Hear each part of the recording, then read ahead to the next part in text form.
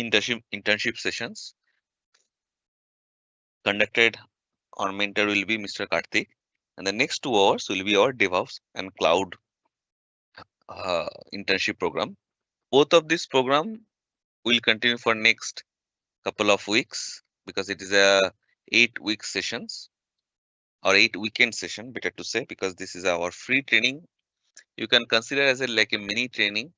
You will after the training you will have a general overview of that particular subject or topic, and you will have a enough test bed where you can choose which domain you can choose for your future endeavor or future career point of view. Meanwhile, if you have any question, doubt, feel free to ask.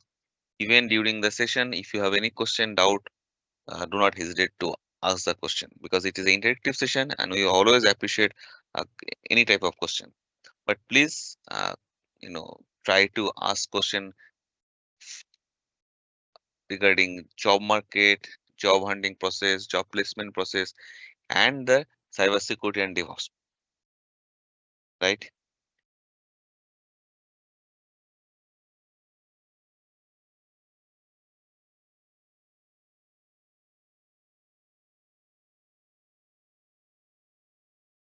Yeah, Olutobi, are you asking something? Wisdom, yeah, wisdom, please go ahead.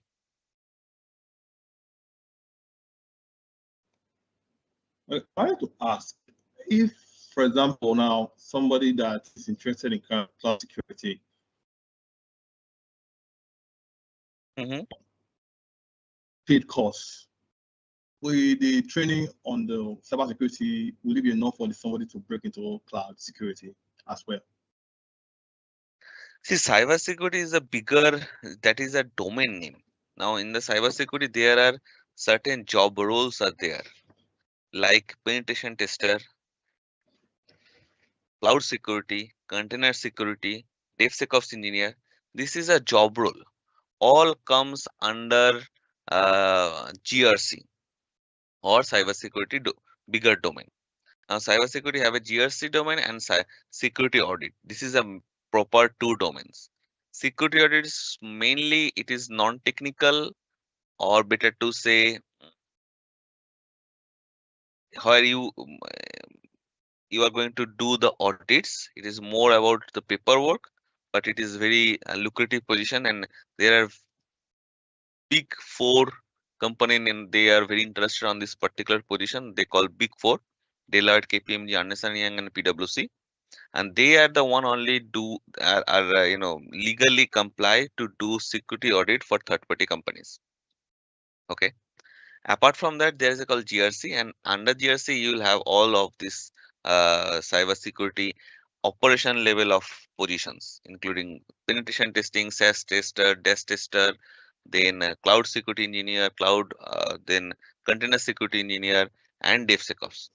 Now, DevSecOps, where you need to have a good hands-on experience, or at least you should have the overall idea about all of these four, right? Because DevSec, while you are going to work in DevSecOps Okay. engineer, yeah, wisdom. So, like the DevSecOps we are talking about now, if somebody to break into DevSecOps, will this training also cover it? Or you need to first of all have an idea about cloud or DevOps before doing cybersecurity so that it will be efficient in it? So see, if you can, so in DevOps, you are going to learn or you have to do how to do your day-to-day operation, like in software development lifecycle, right? To make that thing automated. Now, if you don't know the automations, or if you don't have at least a basic idea of the automation, how are going to propose the security on those pipeline? How are going to implement the security on those pipeline? Now, I have mentioned you cloud security, container security, API security, and DevSecOps. Now, see, container itself a part of DevOps. Cloud it's also a part of DevOps. API is also part of DevOps. So everything comes under DevSecOps this bigger umbrella. So you don't have to be a full-fledged DevOps engineer to become a DevSecOps engineer, but you should have a overall idea on that particular field. Okay. Because As for me now, I've done the AWS Cloud Practitioner. I've done Solution Architect. I'm also doing some other courses, just the hands-on courses on some free tier from AWS, using their skill builder to enhance my skills. So that's what I'm asking. If I choose the cybersecurity path now, will it be enough for me? You have said it, but I don't need to have the total knowledge of it. But maybe if you if you have completed all your training on cloud specific domain, then you may. But I don't know what is your expertise on Linux. Are you comfortable with Linux? yes, I'm comfortable with Linux. So then maybe you are not direct. If you apply for DevSecOps position, you will find little difficulties because as cloud is a part of DevOps but not a whole thing. But you can apply for cloud security position very easily. Okay. So here is the thing. Always try to, because world economy and world stability is not right at this moment, right? So, and as a result, job market is also suffering a lot. Even in Feb, the job market in US was literally good compared to last couple of months. But this month, job market is literally bad. So Okay. the nutshell is always try to target the bigger uh, job role or the domain specific job role, not a subdomain or tool specific job role. What will uh, the benefit of this is, like if you suppose if you prepare yourself for cybersecurity or DevSecOps, by default the SAS testing, SAS tester, dash tester positions, penetration tester positions, cloud security position, container security position, it will cover, and you will find a very less amount of job opening only for cloud security. Because you need to understand, for a employer point of view, when they are going to hire somebody, they need somebody who can uh, you know uh, can work all of their security aspects, not only for cloud security aspect, right? Very clear. Thank you very much. Most welcome. Yeah, and you mentioned GRC. Like recently, I was also like doing my personal research. Somebody said that for people that are interested in GRC, they must have a legal background. So I don't know. I also want to ask, is that true? For what they have asked? Legal background, that he must have a law degree, legal masters in law or No, BSc no, in no, law. no, no, no, no, no. Maybe that is a Okay. particular job role specific thing that is required. For GRC, you don't need a law degree or and that thing also have so many students ask, like they have applied for security audit position, but they are looking for somebody who would have a good experience in accounting. And yeah, maybe for that particular job positions is required, but not all. Okay. Thank you. Guys, any other question? No, for now. Do let us know if you have any other questions. So if it's there, we'll clear. Then probably we can start the session.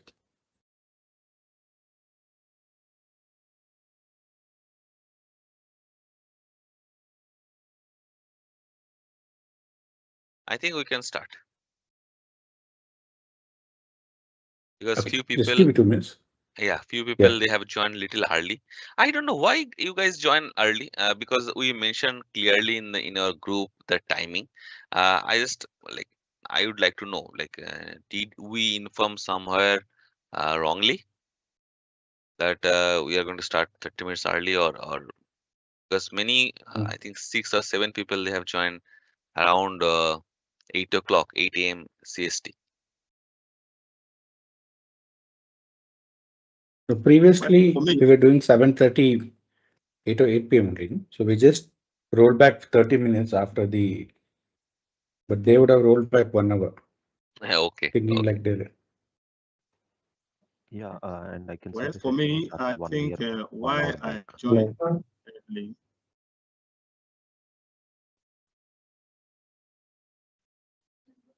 Yeah, wisdom, go ahead. Okay, I My think why I joined audible, most sir.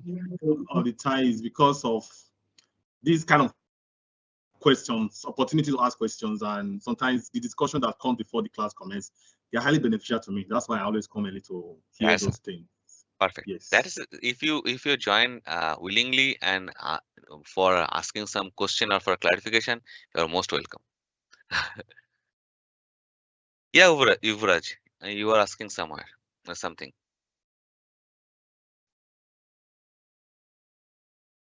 Yes, sir. Yeah, please go ahead. Sir, okay, so I have done, sir, Google certification. So is this free internship? Uh, what I can say is relevant for me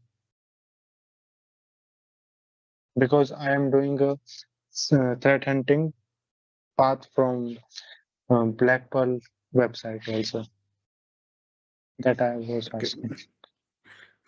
See, Yuvraj, if you're planning to go into DevSecOps or into, because cybersecurity is a very vast field, right? There are so many things that comes under cybersecurity, threat hunting, vulnerability management, DevSecOps, and also you see is malware analysis. A lot of things comes into play. If you're interested in a path where you're talking about DevSecOps and penetration testing, network penetration testing, and web application security, this would be something which will add value to your process, right? And one more reasoning for this particular internship option is for people to know what is there. Usually what happens is that you it may be difficult for you to focus, understand whether a DevSecOps is the correct role for me. Can I do that thing or not? So this will give an introduction to that part. So where you will be able to know, okay, whether you want to invest your time in this, DevSecOps path or not, or you want to go into some other thing. So if you are in that, definitely this internship is going to add weightage to you and for your career perspective as well. I think Okay, sir. Olutobi. So this will be relevant. Okay, sir. You were saying something. No, no. Sorry to I interrupt. thought, no, no, not at all. I thought your question was done, so you got your answer. So Olutobi have also have one question. All right, thank you very Yes, much. sir. Yeah, it's Oluwatobi. Okay, Sorry, my bad. it's all Oluwatobi. right, no problem. So I just want to confirm when we mean about the hands-on. Does this really mean that we are going to go into something like, let's say, the real-life scenario where we're going to tackle issues based relating to probably a real-life scenario, like what we might interface when on the job? So here is the you need to understand about our two offerings. Okay, one Okay. is our free training, which you have joined now. That is a 8 weekend. It will continue for another, I think 5 or 6, because already we have done 2 sessions. So this is a 8 week long session, and we determined to deliver a quality training where we can give you a high level overview of that particular domain. There will be certain things for hands-on as well. But the question is, can you be a master on with this free training? No, because 8 week or 8 session, no one's gonna make you a master, right? On that particular domain. because you need to understand cybersecurity is the thing where people are doing their PhDs and masters on this particular domain. So they are investing 4 or 5 years for PhD, and after postdoc maybe another 2 to 3 years, masters for 2 years. So you as a and in the market you need to compete with them to secure a job. So is it really possible to bring or become a job ready for with 8 weekend? No. But then what will be the agenda? The agenda, it will give you a test bed. It will give you a high level overview of that particular domain. You will have a total idea that what will be your day-to activities while you are going to work as a DevSecOps or cybersecurity engineer after securing a job. Then the next question is, what about our other offering, the job ready training? That is a 8 weeks, Monday to Friday, 5 days in a week, daily 2 hours. So total around 60 hours. Apart from that, it also having a capstone project. So that particular training, and that is a paid training, is the main agenda is and to make our non-IT students for ready for that particular job role. There are thousands of students have done this training with us. They have secured their job, and you don't believe they don't have any technical must background on academic nor in their prior experience. Mostly they have used to work in hospitality, educational, retail. Even few people have worked previously worked as a Uber driver. But eventually, because of their sheer will and dedications with this particular training, they have successfully secured a job in reputed Forbes 500 companies as a DevOps engineer or cybersecurity expert or penetration tester or DevSecOps engineer. So mostly they have secured or DevOps or DevSecOps these particular two positions. So if you want to really serious about the training or about to get the job quickly, I will recommend you first go with the free training. Once you have the total idea about that particular job role, because today we do have two trainings free. One is for two different job roles. One is for cybersecurity, and the second one it will follow by DevOps, and that these two different job role, two different job positions. Okay. Now All right. after this free training, if you felt like okay, you choose DevOps as your future goal, then you can take the training from us from anywhere else. But you have your aim set, right? That's correct. Thank you very much for the clarification. Most welcome. Because there are so many students who have joined our AI classes after certain times because they have a knack on data. After like 2 or 3 weeks, they told that no, this is as I am not from IT background. It is not a cup of tea for me. But that is not totally right because there are so many students who are not at all IT background. They successfully complete the training and eventually successfully secure a good position. But the now question is, what is the learning curve? Definitely, AI and data science learning curve is much more stiffer than cybersecurity and DevOps position. That's true. Now, another very common question we face that why Kalki choose DevSecOps and AI training or DevOps training in the job market. We can also set up a free classes and paid classes for web development or testing development or Salesforce or any other tools based program. Now the thing is, we don't like to prepare our student for their future things or tool specific role, because tool specific role always change. Today it may have a huge demand, tomorrow the demand may gone and some other tools replace it, right? The second thing is, we always try to find a gap between in the market in between demand and supply. Now, if you go to your LinkedIn, try to search for DevSecOps position, you will find many job roles. Company reposted the same position because they could not find a good candidate for that particular position. So this is the benefit to applying where newer or cutting edge positions where company was struggling to fill those roles. So the nutshell is in this particular DevSecOps and AI, though AI is little tougher than DevSecOps, I would say, but you will find lesser competition and high demand on that particular job role. So it is easy to secure a job. Make sense? Very well, very well. Any other question, or we should move to our today's session? I think Venkat was having some question. Venkat Ramesh. Yeah, I just confused with the timing here, like 8:30 you mentioned, and the session was started 1 hour back here. Is it something I was missing or No, 8. I told 8:30 a.m. CST yeah, because I'm in CST time zone as of now. That's what. so you are from EST. CST. So right now it's 8:30, right? Yeah, but in the is here if I join the meeting, it was showing like 1 hour 13 minutes 21 seconds. It was already started. No. The No. meeting was started. I have started like little early because Okay. there are so many students have some other question like how to Okay. secure the job and other stuff. That's the reason we have added. But the classes is going to session is going to start with Mr. Okay. Karthik with now only. If you Okay. have any And no other and question. one more question I have, like since I got this message lately, I came to know that these sessions are going on the free internship training. I missed the first two trainings. Mhm.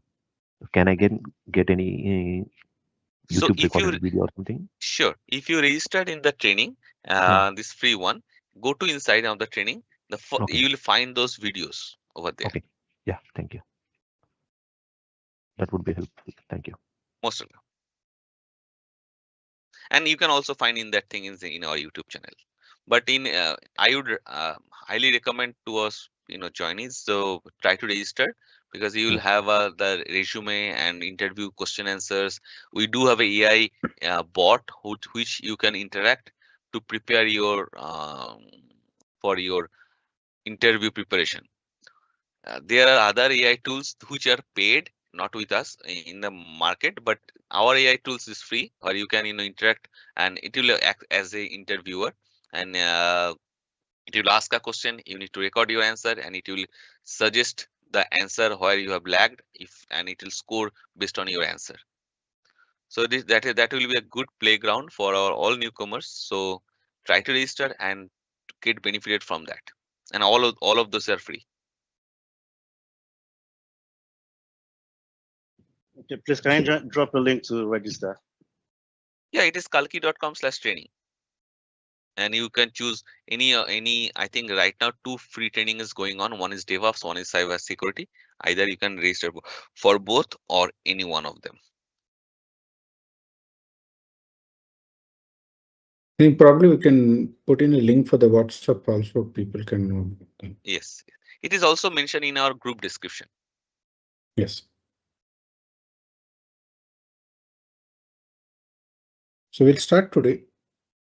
Any other question, or should we start? I think you can start, Mr. Karthik. Yeah, can Sorry start. for Yes, can interruption. start.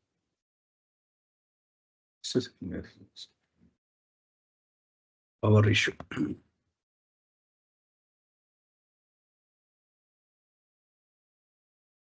So we'll talk about a very important activity and a very basic activity in any kind of an organization in today's day, right?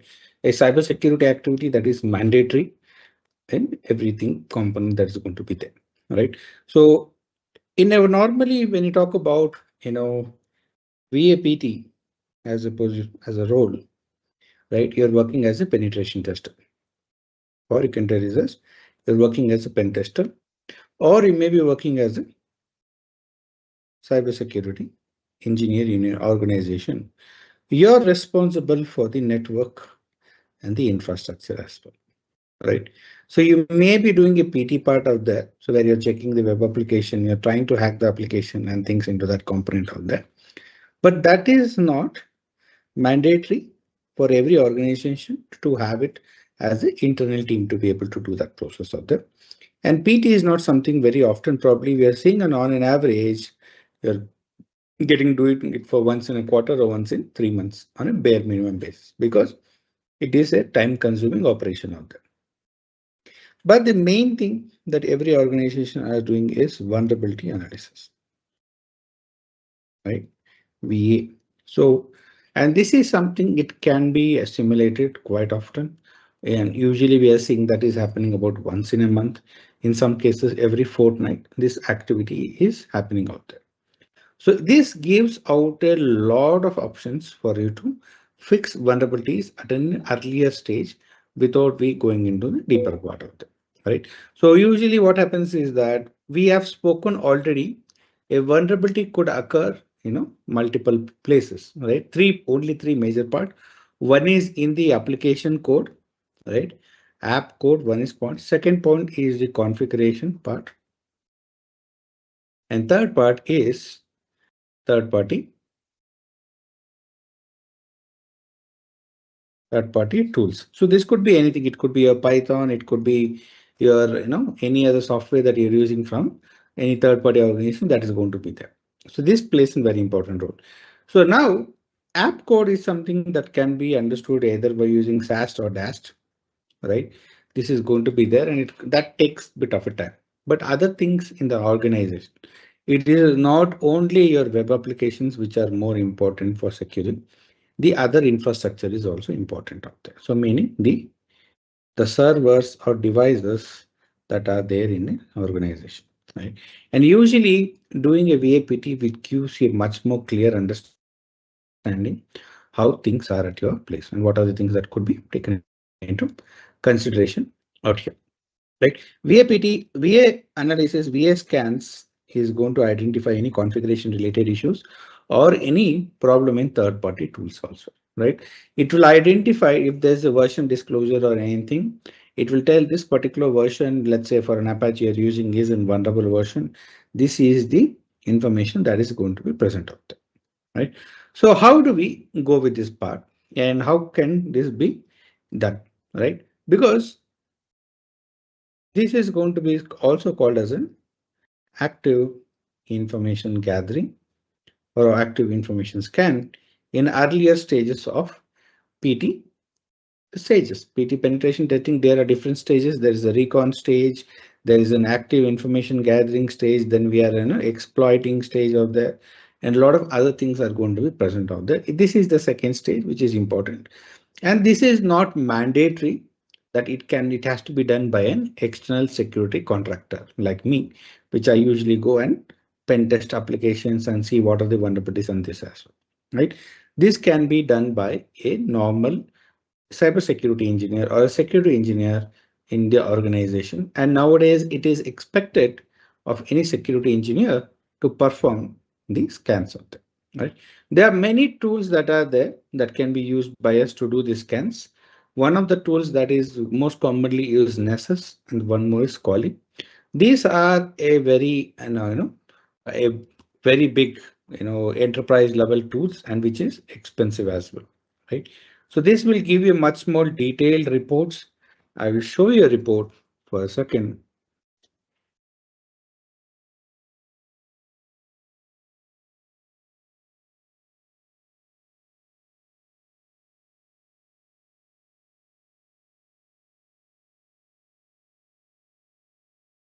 So this is for a different, okay.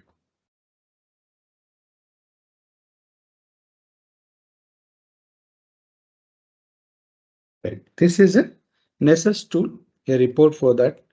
We had scanned a particular machine for vulnerabilities, and here we were able to identify different vulnerabilities in this situation, right? There are critical vulnerabilities, high vulnerabilities, medium, low, medium, and info. So this is a very vulnerable machine, so that is why we are seeing the number of vulnerabilities is very high. But if you see in a real-time scenario, it will be a lot cheaper. Sorry, not cheaper, lot less. right? So because main reason is the organizations would have patched their systems on a regular basis and things like that, right? So if you're someone who is regularly scanning and fixing the vulnerabilities, this is going to be very, very, very small, probably 1 or 2, maybe 10 maximum in some cases. If there's a new vulnerability that comes in, it keeps on showcasing out there. All right. So this is the tool that is used for doing this is the expensive tool. This is going to be there. There's one more tool that can be used by us for doing this activity. That tool is called Nmap, right? It is also called as a network mapper, right?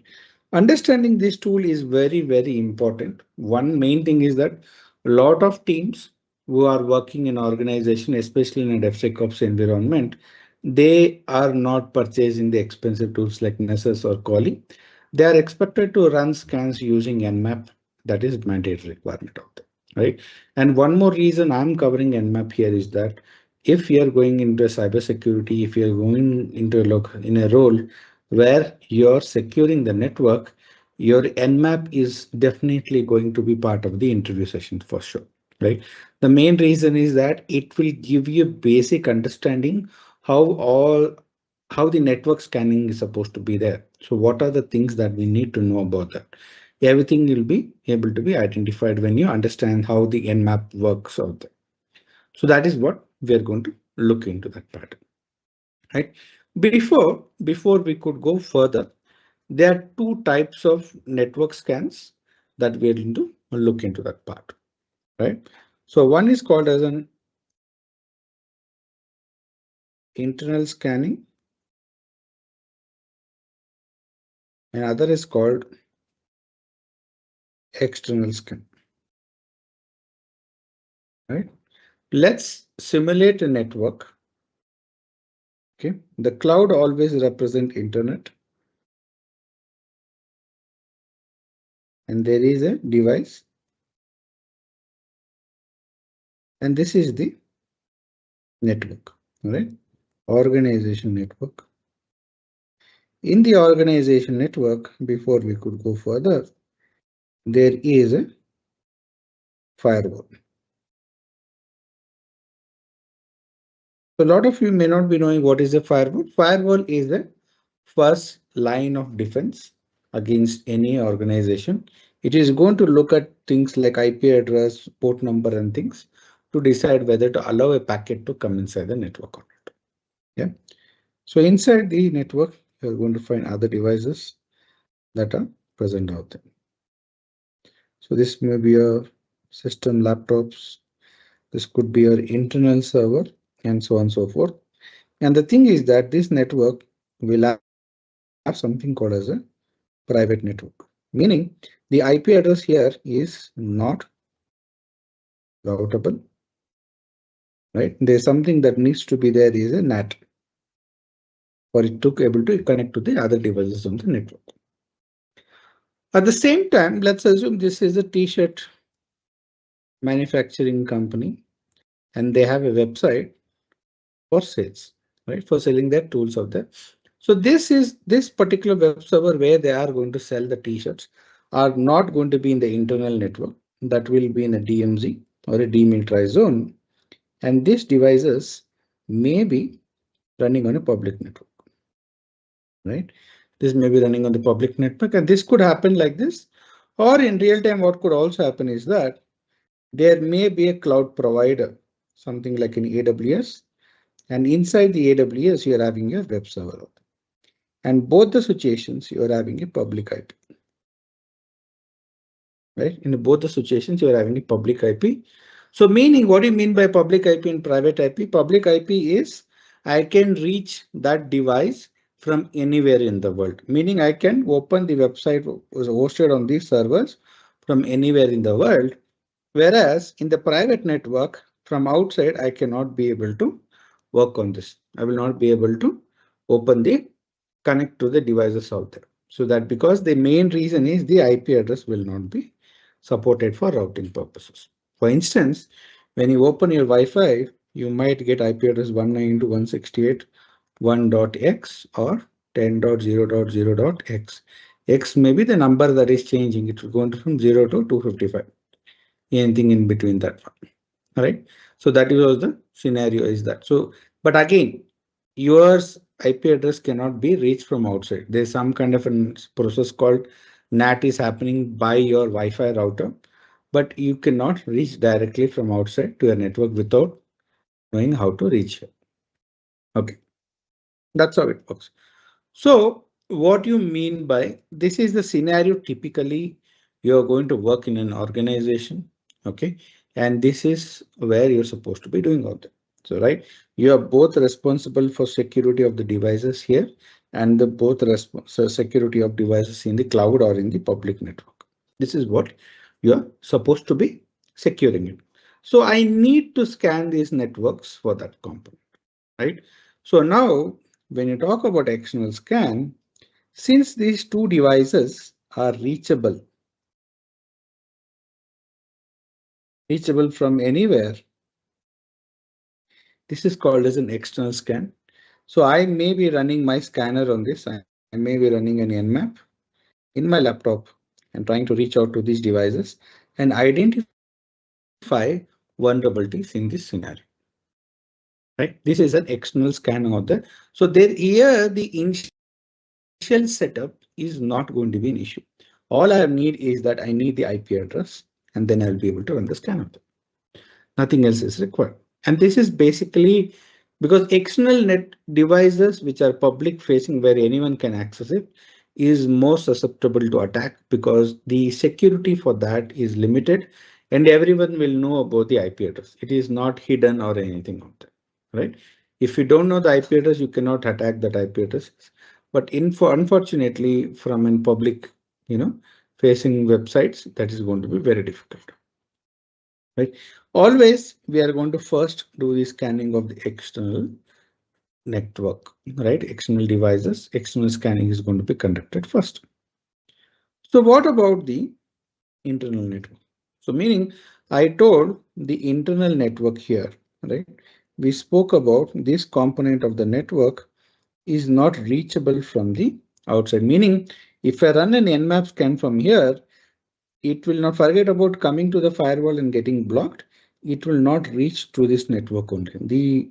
The packets will be dropped at the internet level itself. Your ISP itself will drop it.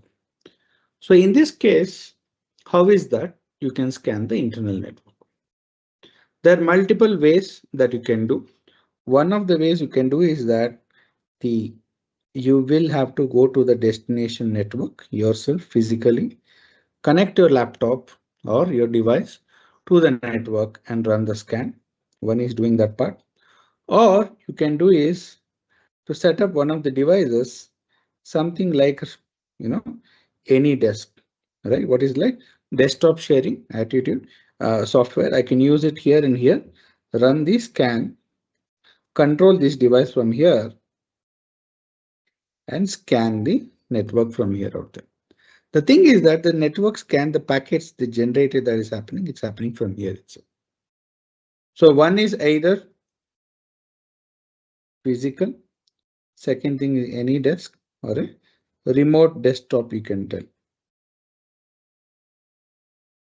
This basically happens in a small organizations where the network budget is limited, so there is going to be there. But in a large organization, what is going to happen is that they are going to give you access to a VPN, virtual private network. Once you connect to the private network, there is going to be an internal VPN tunnel established from your device to the network, and you will be assigned an IP for the internal network, and you'll be able to send packets and run the scan. That is how it's going to be there. So a lot of times when you go for an interview and processes and things like that, or in an organization, when you discussing about it, they might ask what kind of a scanners you are running, what kind of a scans are you focusing on? Because I've seen people who work on internal scans are usually not working on external scan. Both is going to be very rare, right? So that is not, we see auditors working on it, both the cases, but internally, most of the time, security engineers work only on the internal scans, right? So that is how it's going to be there. So this is how the basically scans are going to work, how the internal part. But my question is, you should be asking is that why scan, right? So scan is why we scan, we want to find, the answer is find vulnerabilities, right? How do we find vulnerabilities in any situation? That's my question. So how do you find vulnerabilities? So now, in order to find vulnerabilities, see the PT is, you're actually hacking out here. You're actually hack out there, you're nothing out there. But here we are finding the vulnerability out there. Okay.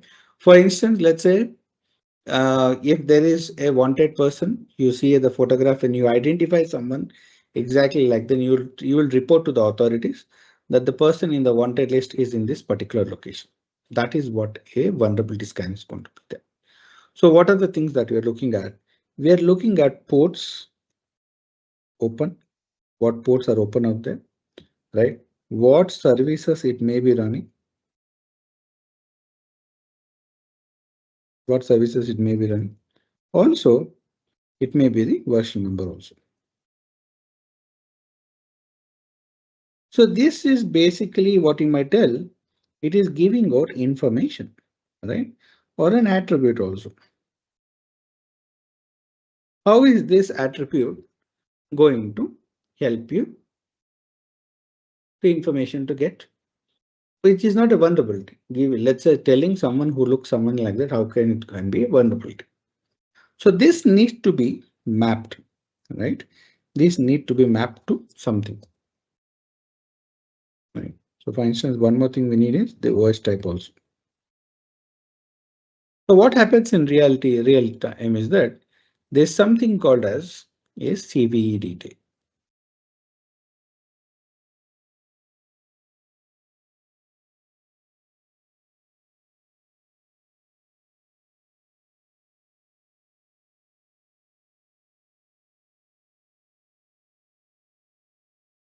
So whenever if there's any kind of a vulnerabilities in any kind of a product, right?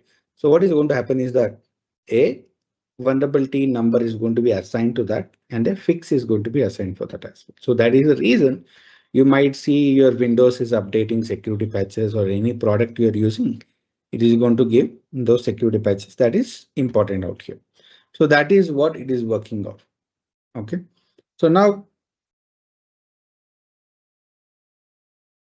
how does this information going to help the attackers? Right.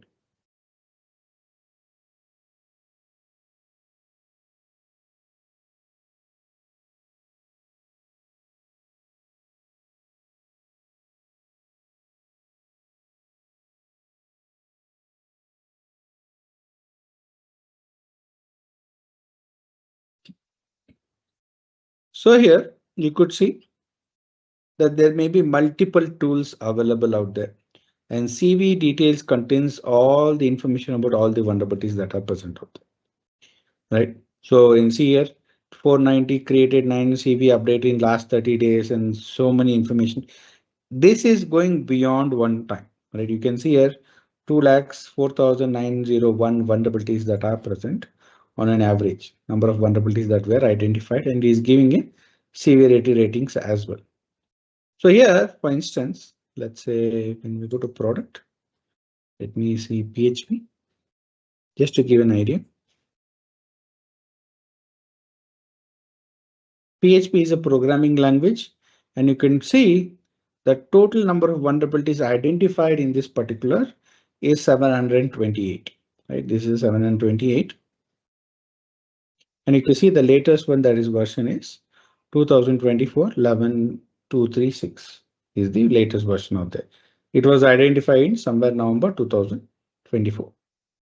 So here it is telling that there is a critical vulnerability, and it is telling which version that is before that. Anything which is version before 8.3.14, this vulnerability is going to be present out there. That is the scenario. As an hacker, what I want is that this particular information. If you are running any older version of one PHP and things like that.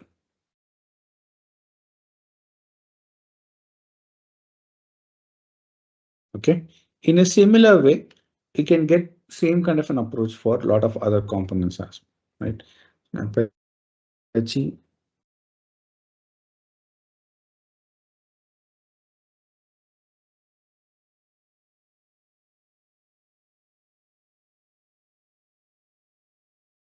let me check.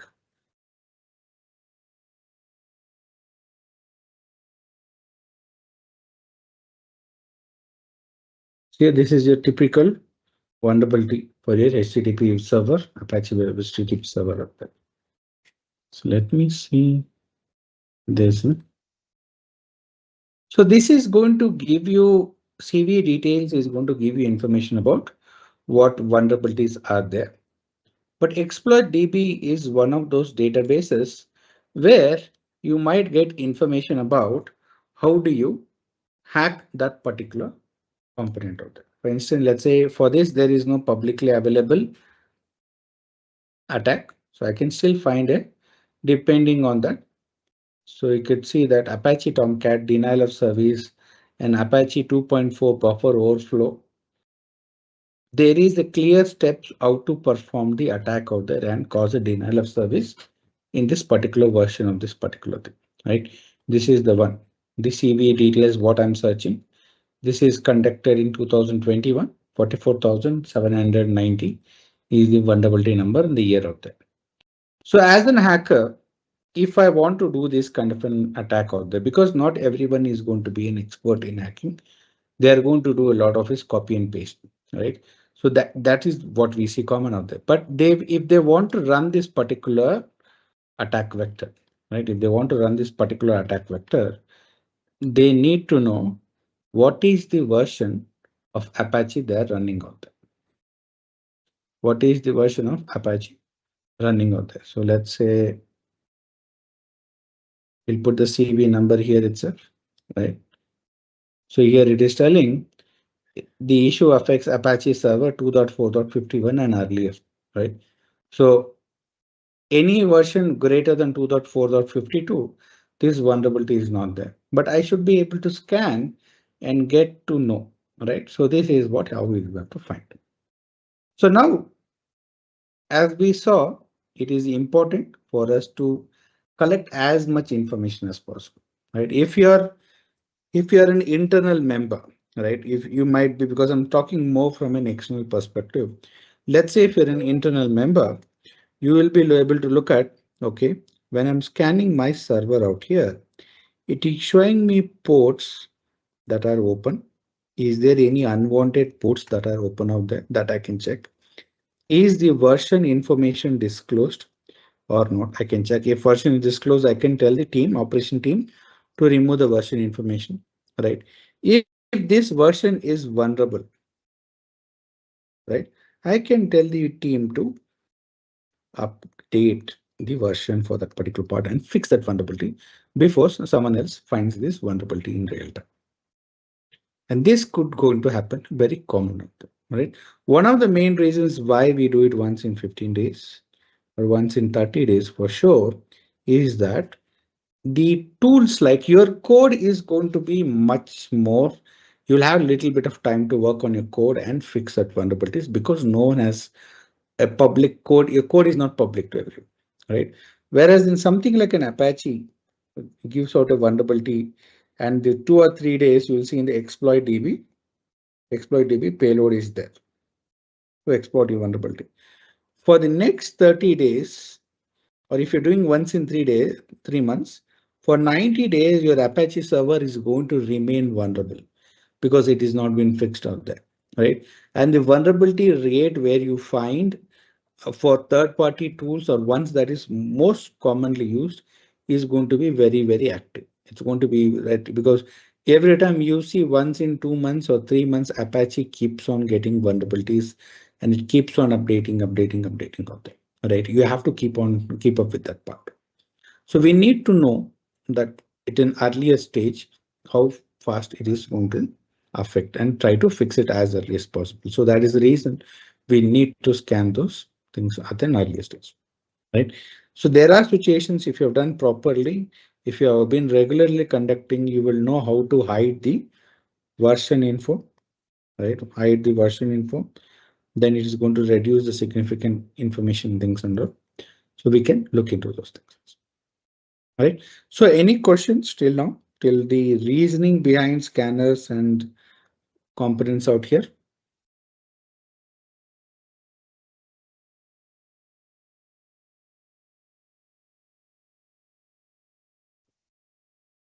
No, sir. Okay, fine. Let's continue.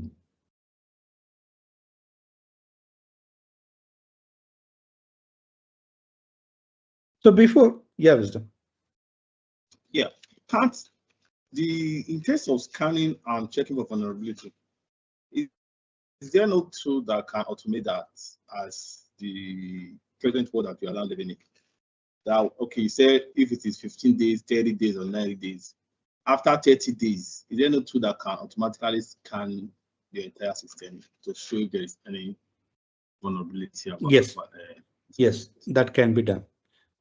Okay. Your tools like Nessus and Quali is going to work on that, where you can schedule a scan and leave it, and every 15 days or 20 days it is going to scan it out there, right? But at the same time, it can automation process is totally possible out there. But I would really not suggest doing automating the scan. The main reason is the scans can be very network traffic intensive. Amount of packets that is going to be sent is going to be very high, because now only we will see one of the scans. We will see it will send out 65,000 packets in a very short span of time. The next section we are going to talk about it. When you're dealing a Nessus scanner, this is going to be very bare minimum 65,000. It may be sending up to 100,000 or 300 or 400,000 packets for a single device, not for the entire network, for a single device. That is how. So we have to be aware that there is no large activity is conducted out there, and scans are usually conducted on usually on a weekend, evening times or anything like that, mainly because the traffic is not going to affect your regular traffic, right? So they don't want that to happen. We have seen in many cases where I have scanned a network or a device server, the servers will be so sensitive, it will crash, right? And it has been a nightmare for organization, because we initially tell them it is not a good idea to scan on a working hours, right? They tell we can manage, it's not going to be an issue or anything. Then we run the scan, it crashes and they have to scramble to get it back, because the business is depending on the website. So they, unless until you know for sure nothing is going to be done, you can keep the scanner at that time, and it will, once it will scan, it will generate the report and keep it for you. All right. So we'll see if possible, if there's a time, I will show how a Nessus, process will look like. So for you to be able to scan in that particular way.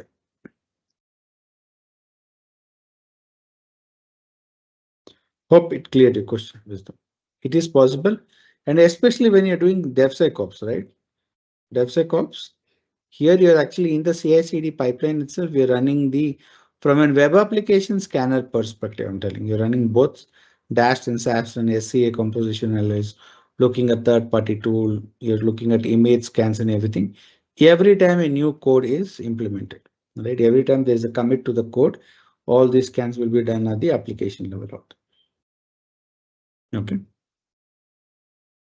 Very clear. Thank you.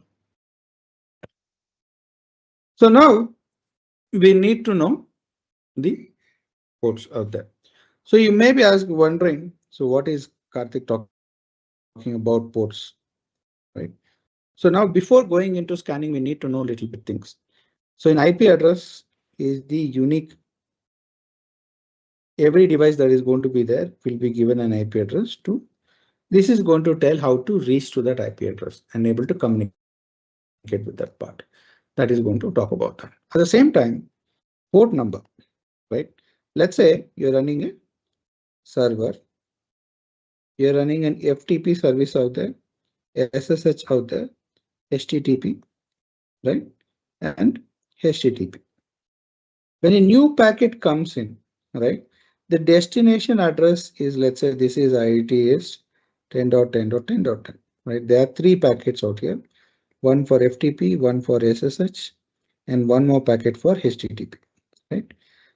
In all three packages, the destination IP address is 10.10.10.10. All of them are bound to this particular server itself, right? But once the packet reaches here, how does the server know which service or which program that packet should be added to?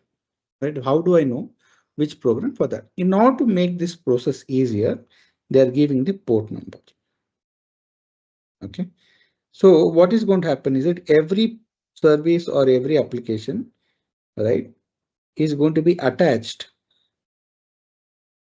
to a port. So meaning, for instance, SSH is going to be attached to port number 22. Whenever I receive a packet for SSH, it will come by default on port number 22, and then again it is going to be added to the SSH program, and that is going to manage all that. So anything going out is also going to be on that particular response is going to be on that particular port itself.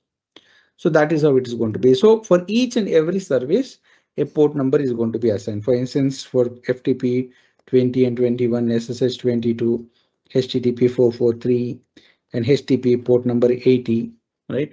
So based on this, we can tell about that. So now, when I'm scanning a particular component, looking at the port number, I can tell what services may be running in that component, in that server.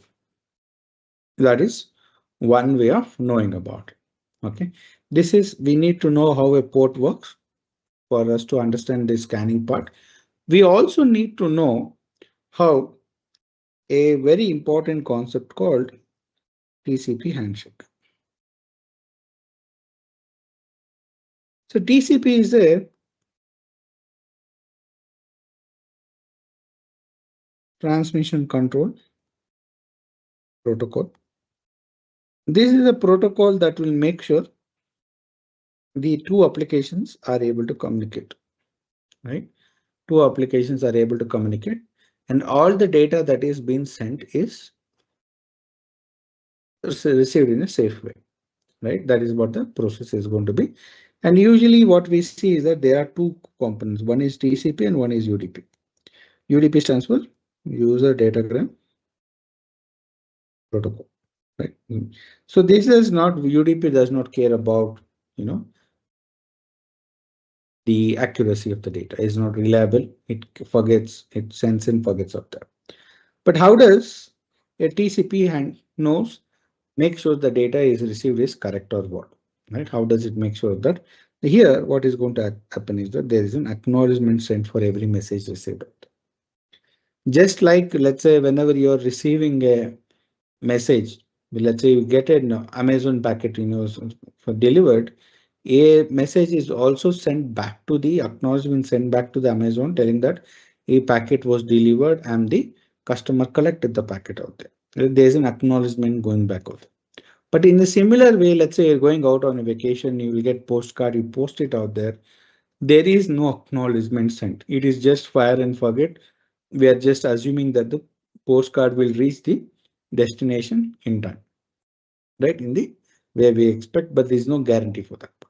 Right? There are two different types of that. So postcard is like your UDP. There is no communication that's happening. Where TCP is something going to be, handshake is going to be present out there. And this is going to happen for every communication that is going to be present out there. For instance, here we are going to be, let's say, two devices wants to communicate, A and B. Before sending any data, A is going to send a message called sync packet, right? This sync packet is just one way of telling, hi, I want to communicate. Okay. So for this response, B also wants to communicate back. What he is going to do is that he is also going to send a hi. That is much sync packet of them. But remember, TCP handshake TCP protocol uses acknowledgement. So the first packet was sent sync packet. So now the B has to send that I received your sync packet. There is an acknowledgement has to be sent out there for that. So there is a sync being sent. And finally, A also has to send an acknowledgement for the sync packet received from A. This is going to be the process. So usually this is called a three-way handshake. This is called a three-way handshake. This is going to be there for any communication that is going to be using a TCP protocol, right? This is going to be there for any communication using TCP protocol, whereas in UDP protocol, you're not going to find this three-way handshake. That is the reason why 3CP is said to be slow and UDP is fast. Main reason is UDP does not wait for the acknowledgement to send the second packet. If there are 10 packets to send, it will send all 10 packets and forget. Whereas TCP will send one packet, it will wait for the acknowledgement, then it will send the second packet, it will wait for the acknowledgement, and no packet is going to be sent without an acknowledgement, right? If I don't get the acknowledgement, it will keep on sending the older packets, never send the new packets out there. And we are going to use this flow out there to understand how the scanning process works out. Okay. For instance, let's look one small example. I will show you a Wireshark example of the TCP three-way handshake.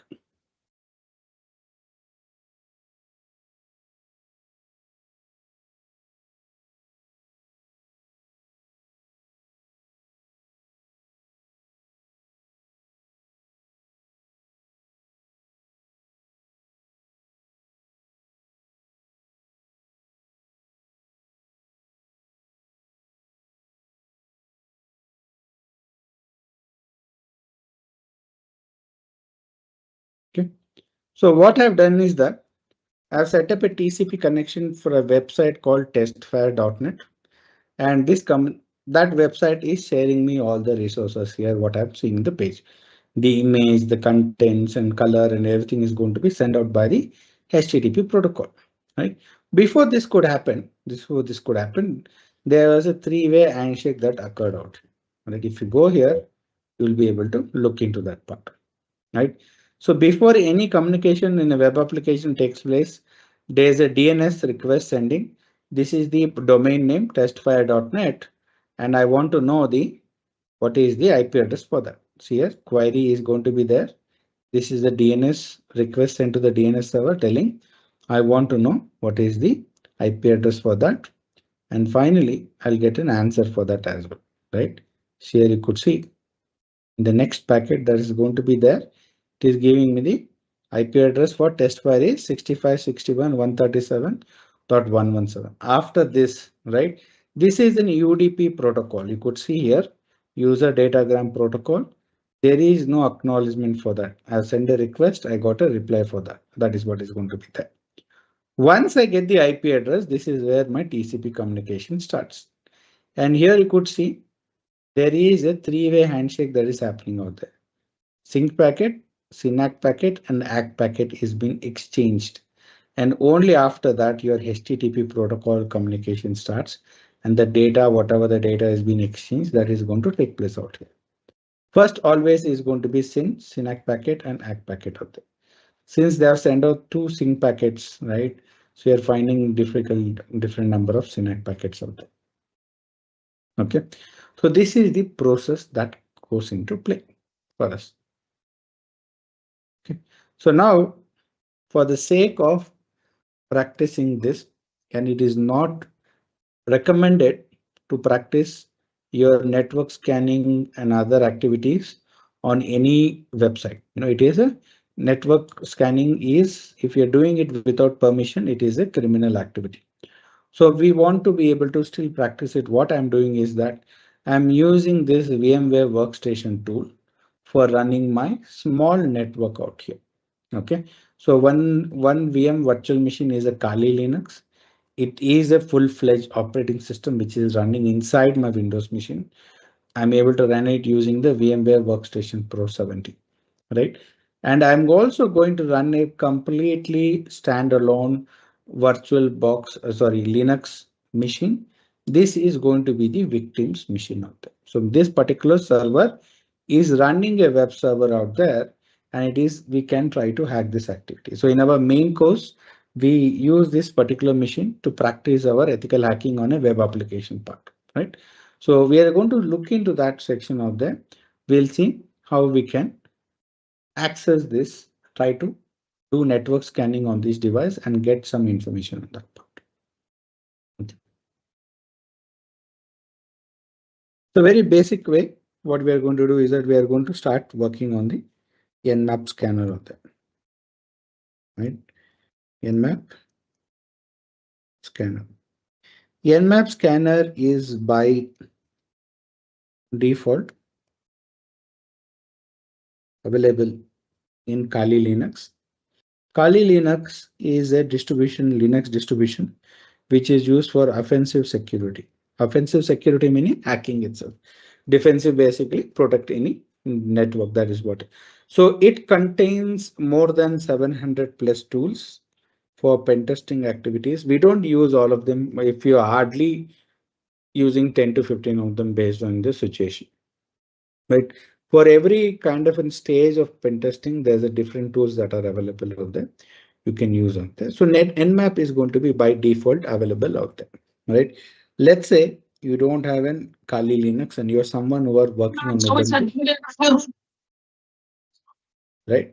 So if you're running an Ubuntu, Nmap is not available by default. Okay. By default, it is not available out there. So what you have to do, running an apt install. It is very simple and give Nmap. Right? Nmap. If you're not running as root, make sure you add the sudo command. You need sudo permission to install of that. Right? If you're running in Rocky Linux or Red Hat, you can use dnf install Nmap. Okay. This will probably, it's a very lightweight program. It does not take too much space or anything. It will be able to do a lot of activities for. Right. So this is how it is going to go. So now let's say how does this scan is going to happen out. So remember, we spoke about port number. Let's assume the server is running on port number 80. Okay. Port number 80 is HTTP. Okay. So when I'm running a scan, let's say if I want to scan on port number 80, I'm going to send a CNAC packet for the port number 80 out there. Okay. Since the port number 80 is open here, this is going to send back a CNAC mechanism out there. Let's say the port number 80 is closed, right? It is not going because every system is going to have 65,535 ports and only few of them is going to be open out there, right? Nothing else, rest of the ports are not going to be open out there. This is the minimum out there. So if I reach out to a port which is in a closed state, I will not get a CNAC packet. I will get something called as a reset packet. Telling that it is telling that this packet, this port number is not open. It is a reset. So the must for my thing, if I want to identify a particular port is open or not, I will the scanner or the Nmap is going to send a sync packet to that, and it is going to analyze the response. Right? If the response is CNAC, then it will tell the port number is open. If the response is reset, it is going to tell the port number is closed out. Understand one thing, the lot of port numbers are predefined services. Port number 80, 99.9% will be used for HTTP only, right? Unless until the network engineer or the operations Linux engineer who's working on it is changing it to do some other activity, right? It is not going to be used for anything else. Port number 443 for the HTTPS, for a secure HTTP, it is going to be used for that as well. Okay. So now let's look at the basic command that is going to happen. So we have understood what is happening out there. So let's say by default, Nmap is very simple. Give the Nmap command followed by IP address. Okay. Followed by, or I can give Nmap followed by domain name. Without IP address, your network scanner is not going to work. Okay. Without IP address, with your network scanner is not going to work out. So this is called as a default scan. So what are the things that it is going to do? Okay. So whenever there is a domain name, see domain name is like apple.com. So this is a domain name. For instance, humans can remember names, but computers, they don't deal with names. They always deal with numbers. So when two devices wants to communicate, they will always use IP address only, right?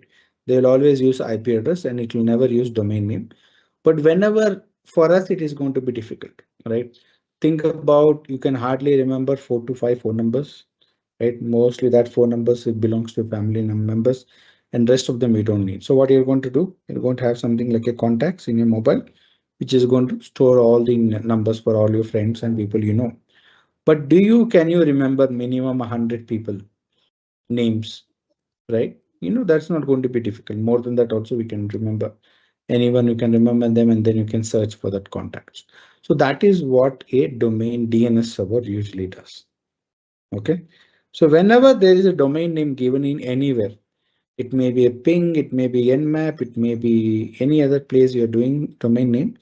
This domain name is going to be sent to the DNS and DNS will do response with an IP address. DNS is a centralized large context program that is available out there, which will hold on to all the IP addresses for a particular domain names all over the world. That's going to be there. Okay. So what is going to happen? DNS also does something called as a reverse lookup. So meaning from domain name, it will tell the IP address. And let's say you have an IP address, it will also tell the what is the domain name associated with that IP address also. Sometimes there will be more than one domain name assigned to a single IP address. That's also possible. So on a default scan, what happens is that your default scan, your Nmap is going to do multiple things. It is going to first ping the IP. Okay. Then it is going to run a DNS lookup. It could be both reverse and then it is going to do a TCP scan. So meaning, what are the three things it is going to do here? In a single example I can give is, ping is the one of those.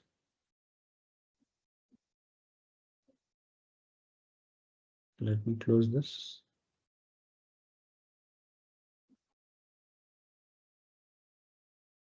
Let me increase the font size. So if I want to know whether a particular IP is alive or not, if the system is on or off, I am going to use a ping IP address, right? I can give ping.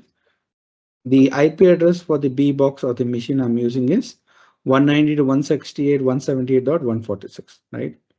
So for instance, if I give into dot 168.178.146, if the device is alive, I'm going to get a response like this, right? Let's say, let me put that device to sleep, meaning I'm going to shut it down temporarily for a couple of seconds. Right? मैं तो वो वे चाची और की क्यों वो Can पूछ you के आए थे guys, पर्दा का वो बतागा guys, can you put your mic on mute? शायद ऑल्टी Right. मौसी का होता वो Right. Now you can see that my target machine is in a pause state. Please put your mic on mute, guys. So now if I run the same command, I will not get any response. Right? If I put the same command, I will not get any response. The main reason is the target machine is down. It is here it is in a suspended state, but in real time, this is not going to be it is going to be turned on, or it is not reachable. That could also be one of the reasons. Once this is active, see, as soon as I turned it on, I started getting the response for this. So first thing foremost, it will do is a network scanner will run a ping scan. Okay. So second part, it is going to do a NS lookup order, right? Something like this, it is going to be there. NS lookup, there is an inbuilt command. I can give the IP address. Here it is not going to come out with anything, right? For instance, I can do NS lookup google.com. This will give me the IP address that belongs to google.com 142.250.77.174. So in the background is going to do that activity, right? If you give same thing,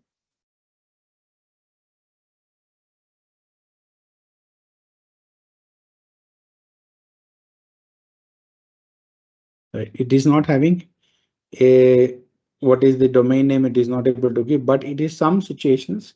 If there is only single domain assigned to a particular IP address, it will be able to give that information for you. Okay, here there may be more than one domain name assigned to this particular IP, so it is not giving answer for that part. Okay, and this is going to be done, and finally it is going to send a sync packet for that part. Okay, so it's very simple. I can give nmap and give the IP address 192.168.178.146 and press enter.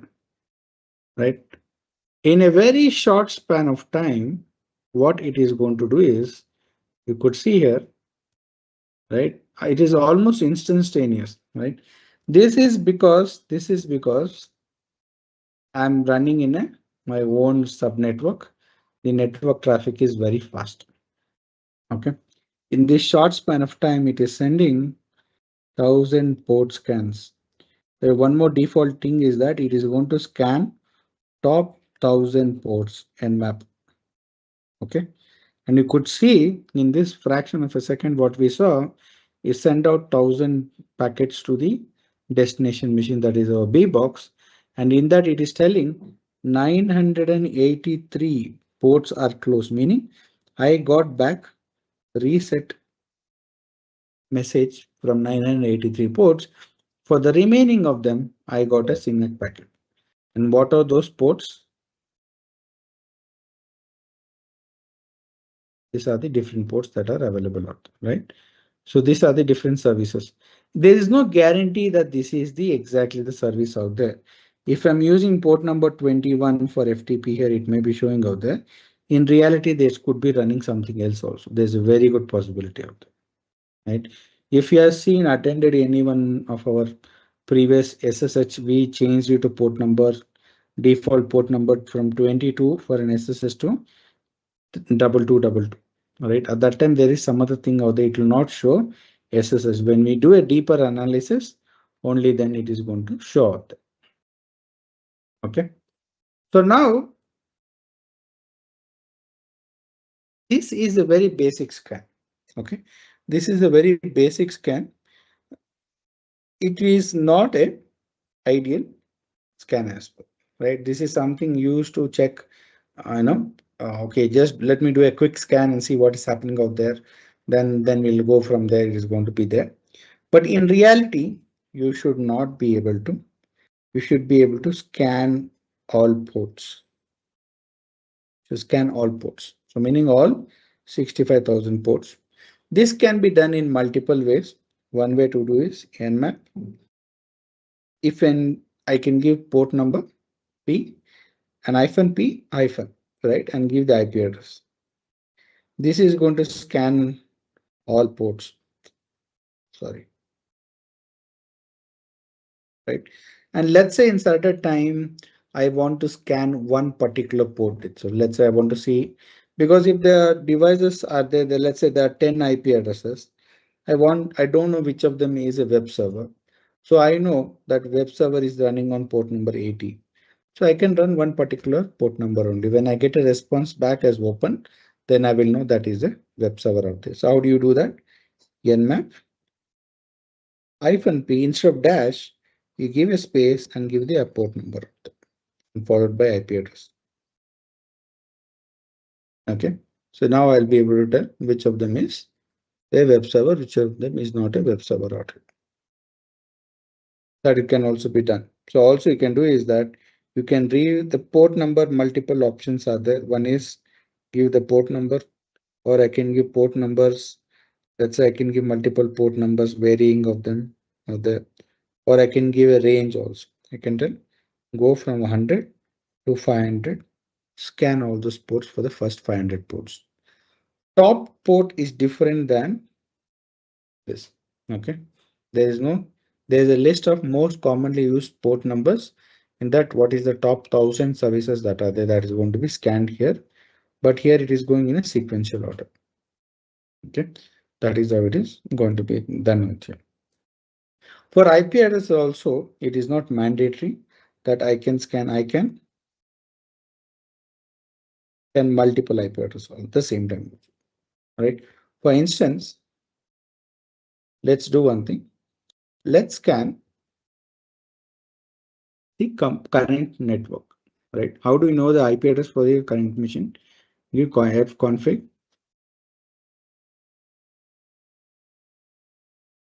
So I'm in the 192.168.178 network. So what I'm going to do is I'm going to do Nmap -p. I'm going to scan first 100 ports for all the devices in my network.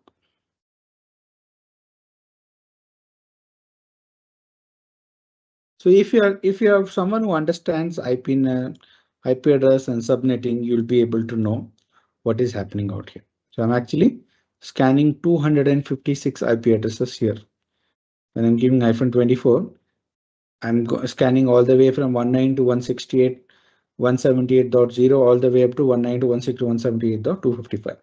The first and last IP address is not used. It is used for network and broadcast IP, but it is here technically. It will scan from 192.168.178.1 all the way up to 192.168.1.254. All the devices, even if device is present or not, it is not going to care about it. It's going to scan all those devices. Right.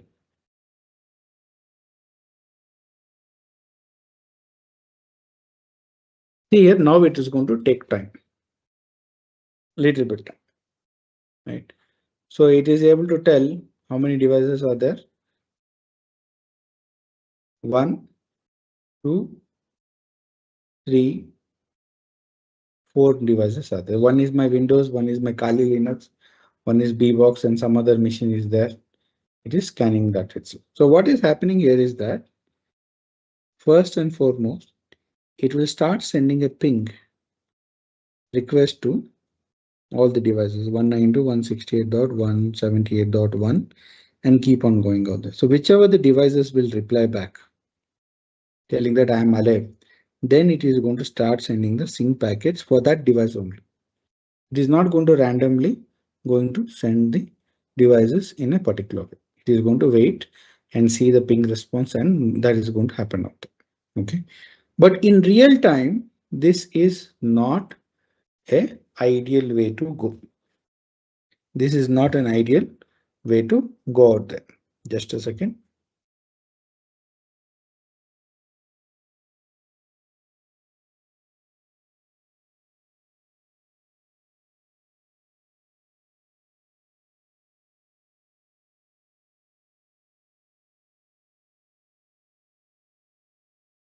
Right. So what is going to happen is that it is by requirement servers config to drop ping request. Okay, this is going to drop a ping request by default. That is going to happen out there. So meaning whenever you're scanning something, if I send a ping request to that, this is going to drop. There is no reply is not going to be sent out there. In a traditional approach, if you go with a normal Nmap scan, what is going to happen? It will send a ping request. If there is no response back, it will not scan further. It will not scan further. This should not happen. Okay. In real time, we should always use an option called PN that is going to disable the ping scan.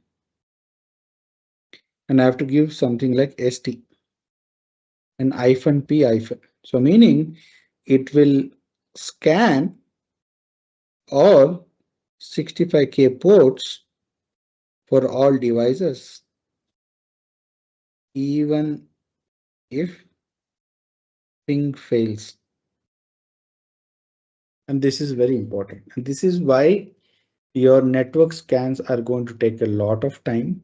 And here what is going to happen is that it is going to send, let's say, I'm giving this IP address to 192.168.178.0. I told there are 254 devices out here, right? There are 254 devices.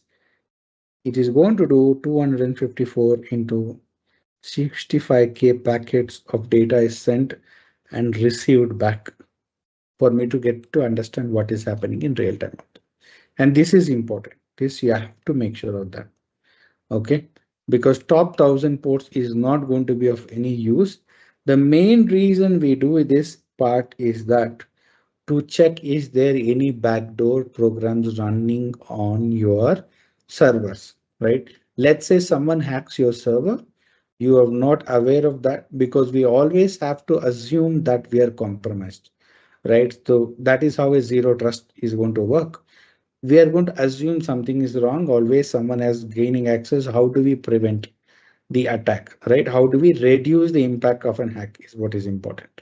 So what usually we'll do is that an hacker will hack into your server and he'll create a backdoor. So meaning he'll be able to come and go to a system whenever he wants. So for this, what is need to happen? You need to open a port. And what he's going to do is that he's going to choose a very non-common port. Something, let's say it could be out of 65,535, let's say I'll use something like 49453, right? This particular port is there. This port is not going to be used by any of the services in the world, but this port gets assigned to a particular service, and this is your backdoor service. Right? This is a malware, or you can call it a Trojan horse, you can tell out there. This is going to be, he is going to keep on coming into this part. But if you are doing a normal Nmap scan for top 1000 ports, right? This is not going to be scanned out there. We will not know this port is open or not. Right? It is very, very important. We have identified a lot of times vulnerabilities like this in couple of cases that there was a backdoor install. They had been hacked for some time and there was a backdoor open. We scanned it and we got to know, we checked because we saw a very strange port number that is open on them, right? Your Nessus scanner will automatically tell this is a Trojan in IP address of them. So when we reached out to them, they were not aware of it. Then they did analysis and they saw that there is actually a program that is running out there. In one more situation, what happened was they were running a GCP server, right? And it also gave a random port number. What had happened was GCP was tracking this VM, the instance that is there via that particular port number. So what they did was they reached out to GCP telling that this particular port number is there. We don't know what it is. Can you check? So then they came back with a response telling that this particular port number is used by GCP for monitoring your instance for any issues, because they also have to provide security for your instance, right? The GCP is providing responsible for some kind of a security. So for them to monitor your activities, they were running a program inside your instance and that was using a particular port number, right? But having a written confirmation from them is very important that this is what is happening out there. And there is no that, some hacker has not gone into your machine and able to, put up a backdoor in that. So always make sure you scan all ports, right? So meaning Nmap -pn -st, st stands for TCP scan. Okay, by default this is going to be there, but is always a good idea to specify. I'm telling port number. I can either use p or I can give -p 0 to 65,535. I can give that followed by IP address. right? Usually here we are going to give the IP address range. Okay, there will be more than one IP addresses. On an average, let's say what is going to is that large organizations we are doing about 100 devices. Okay, 100 devices, all those things can be going to be quite extensive. It's going to take some time. Nmap is not something good for doing large scans. Okay, because main thing you saw here, the output for the network scan it gave like this, and think about for all your 100 devices it keeps on going to give out in this particular way. It is going to be quite cumbersome to manage the output and things. Nmap is actually done as a secondary port out, right? After doing nesses, we want to be sure, because the problem with these scanners are they can be a lot of false positive, lot of errors. So we have to be sure sometimes when we get that, if you get doubt, we always go to Nmap and check what is there. It is exactly what is supposed to happening or not, then finalize on it, right? That's what is going to be there. But internally, when you're working in a small organization or medium-sized organization, number of IP addresses or devices in an is going to be limited, right? So probably you're running about 10 to 20 devices out there. We're not scanning the desktops out here predominantly most of the time. We are scanning the servers. We are scanning other devices that are there, like your firewall. It may be load balancer. You may be having 3 to 4 servers for testing environment. Then there's one production environment server, and you might have 10 to 15 devices out there. Run those scans independently. It will give you a much more easy way to document it. It is not that you cannot run it all together. You can run. It makes things a bit more easier to document the process of it, right? And if you want to automate the scan, you can do a cron job also here. Okay. If you cron job is automatically to do some activity in Linux, you can run Nmap scans out there. But yeah, I would not recommend. Scans has to be you have to get approval, don't run scans.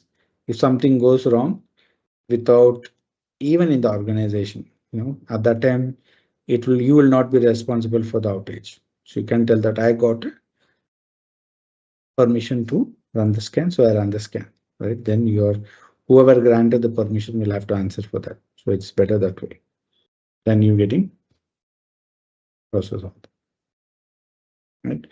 So let's look at quite a few other concepts out here, right? So one more option we see when we're talking about TCP scan, there are two types. One is ST and one is SS, the scan option out there.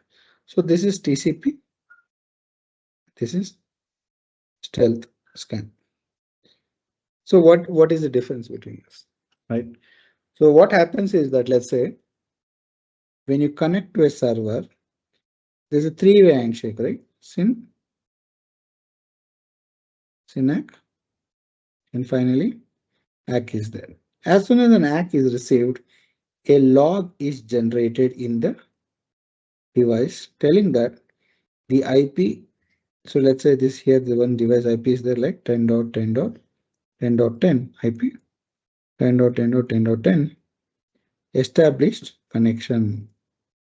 This is going to be there. But as a hacker, you're supposed to reduce your footprint, reduce, because they got to know you got hacked on a particular day. They'll try to go through the logs and see, okay, there is a suspicious device out there which ran certain things out there. So let's look into that part. So we don't want to give out that information, right? Your information collection phase is always the longest one. Anything you take, any major attacks that has happened for banks or any large organization where there is happened, it is not something like what you see in the movies. It does not happen over half an hour or 10 minutes or 5 minutes.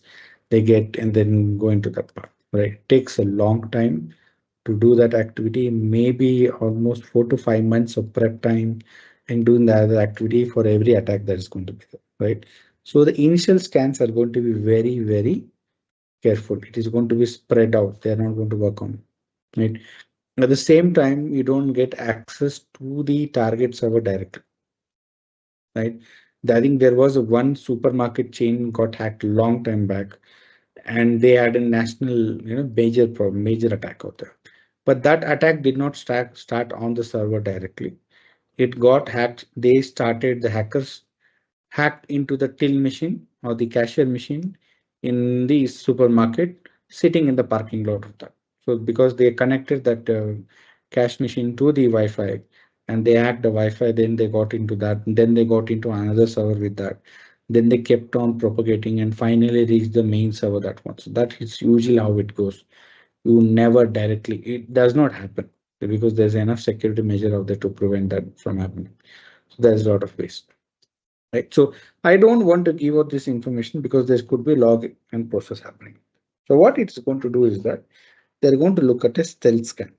So stealth scan is very simple. It will going to send a sync packet. And as soon as I get a SYNAC packet, I know the host is up and port is up as well. Right. Host is also up, port is also up. I don't need to send back ACK packet out there. This is not required at all. This is not required at all. ACK packet is not required. So what it will do is that it will send a reset packet telling that I don't want to, even though I wanted to communicate, I don't want to communicate here. It will send a reset pack. The communication is cancelled and this log, the log is not generated. Why? The communication did not complete. The three-way handshake is not complete. That is how it is going to happen. Okay.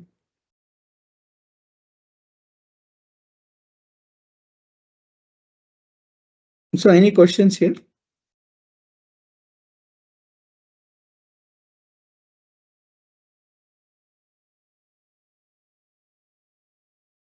So there's also one more protocol here called UDP, and this is a bit tricky, right? So in TCP, there's a three-way handshake. So based on the response, I can tell port is open, right? Whereas in UDP, there is no response. Let's say when I send a packet to that, there's no reply back, right? There's no reply back in UDP. So how do you think I can know if there's a UDP port is open or closed? And UDP scans are not accurate. Okay, UDP scans are never accurate, and that is something we have to accept and continue. But how do you think? How do you think UDP? I can identify if the UDP port is open or closed.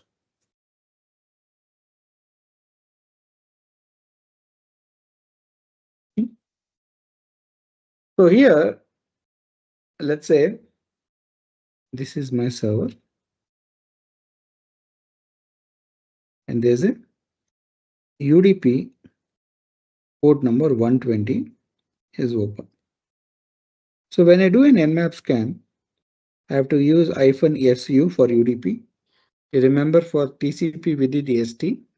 Here we're using SU for UDP, and del port number is 120.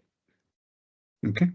When I send a request out here to port number 120, it reaches here and it will accept it. And there is no response at all. This is a very actual happening out there. So now let's assume I'll do the same request. Here the port number is 121 and 121 port is closed. So what's going to happen? Whenever the port is closed, what is going to happen? It's going to send back a reset message, a reset flag message or reset message is going to be sent out. So meaning no response means port is open. Response means port is closed. So now what I'm going to do? I'm going to send all 65,000 requests. I'll get back a response for all 65,000 ports except for 120. So based on this, I'm telling 120 is open. Okay. This is entirely different. For lack of response, I'm telling a port number is open. And if there's a response, I'm telling port number is closed. Right. But Nmap scans, UDP scan is never accurate. Why?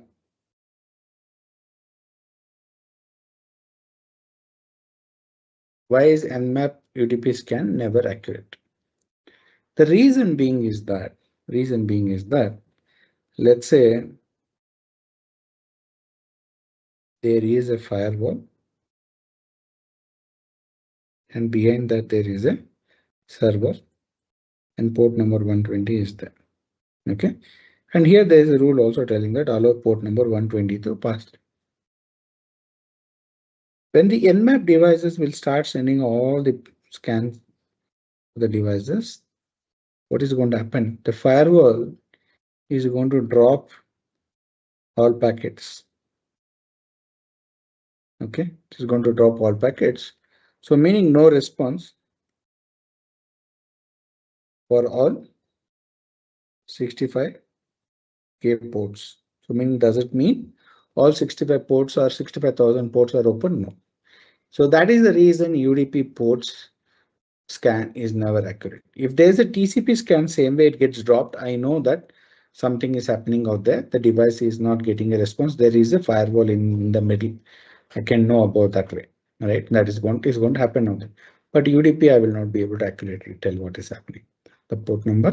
So it is never accurate. We have to assume that is going to be there. Luckily, most of the services which will have critical services don't run on UDP. Right, they always run on TCP, and that's going to be useful for our perspective. Right.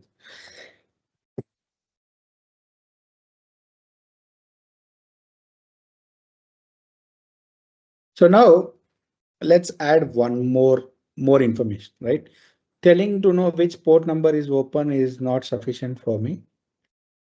I like to get more information out of it. So what can I do? Can run is Nmap. I'm going to run -p. I'm going to run all 65,000 ports. I'm going to run a TCP scan. And there's one more thing I'm going to do. I'm going to run an SV scan. SV stands for verbose, and this is going to give out a detailed scan for me. So meaning previously it told which port number is open, but it did not tell what software was running on those ports. And thus information can be retrieved using this -SV option. And this is going to take some time. Previously you saw when you run the same thing out here. Let me do one thing. Let me copy the same scan and run it in a new terminal without SV, right? Without SV, how fast the scan is going to be. Okay, sorry.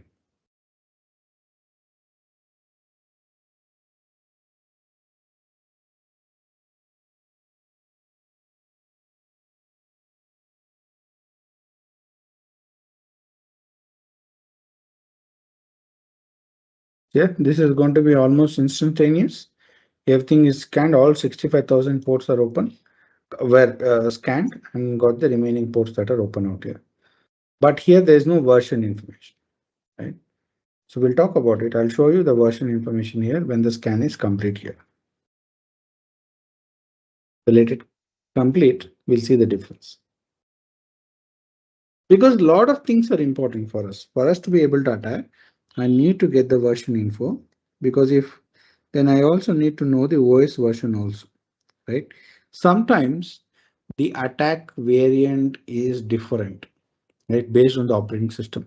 There are certain attacks, for instance, very old one, Windows XP, that particular vulnerability is only having affected in a French version of Windows XP. Right, or there could be Windows XP, SP1 series, there SP2 and SP3, right?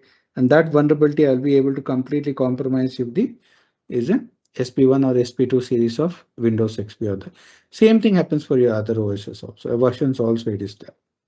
Okay, so you have to be very careful with that part.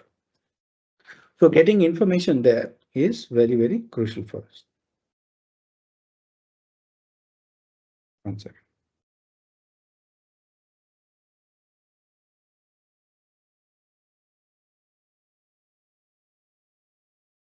This is taking time because it is sending a lot more than that, a lot more than 65,000. That's going to be then out. So probably what I can do is, probably let me stop this. I will do the top 1,000 ports. If I remove the -P option, it will scan 1,000 ports. So let me do that part and see.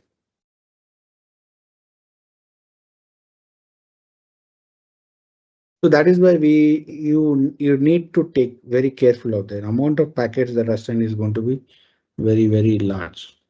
You see Wireshark itself, you can see the packets that are sent.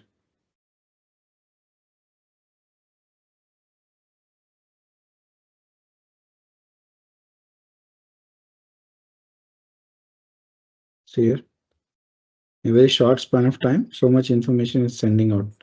And it keeps on sending. It keeps on sending out that.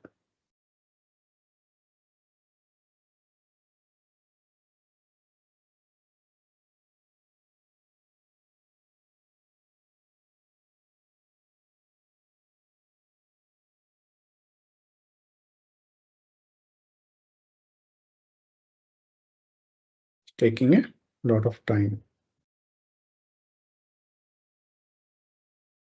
In the meantime, anyone is having any questions?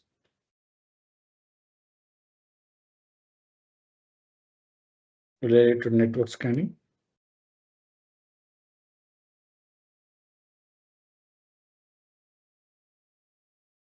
Me too. Yeah, please. Ask me a question.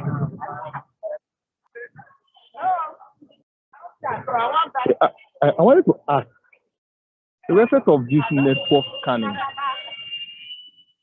I didn't get you. And I'm installing Kali Linux now. I will install Kali Linux on my system.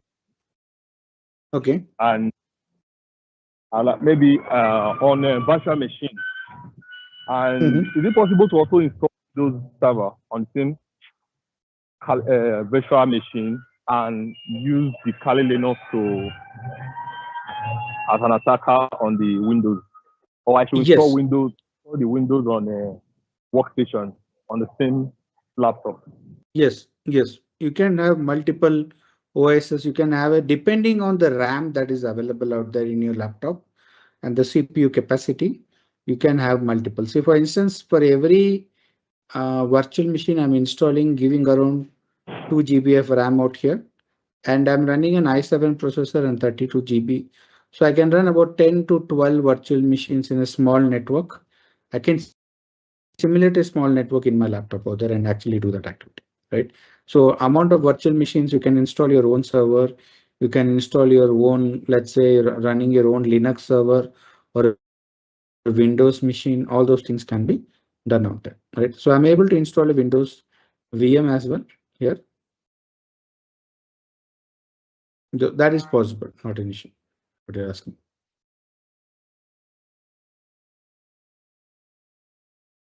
Without the VM, like can I do the two on VirtualBox and still get the same result? Yeah, exactly. Yeah, that you can do it on VirtualBox. VirtualBox is also. The main reason I use VMware Workstation is it is a bit more user friendly when it comes to managing multiple VMs out there. So VirtualBox works excellent as well. No issues with that. So if you want, whenever you want to download Kali Linux, right? So when you go to that location, you can download the VMware version of it, virtual machine. So if you're having VMware Workstation, download the VMware version. If you're having VirtualBox, you download the VirtualBox. Right? They also support Windows Hyper-V and Chemo also, but most commonly used is VMware and VirtualBox versions of it. All you have to do is download that file, unzip it, and open it. It should work totally fine, not an issue. Okay, thank you. Yeah. Well, so now you can see that the scan is complete, the version scan. So previously what we got was only the service name and the version was not given.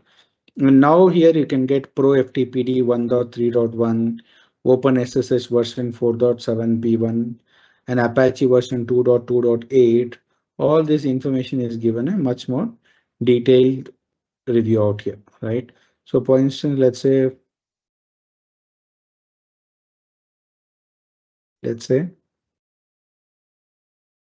is there any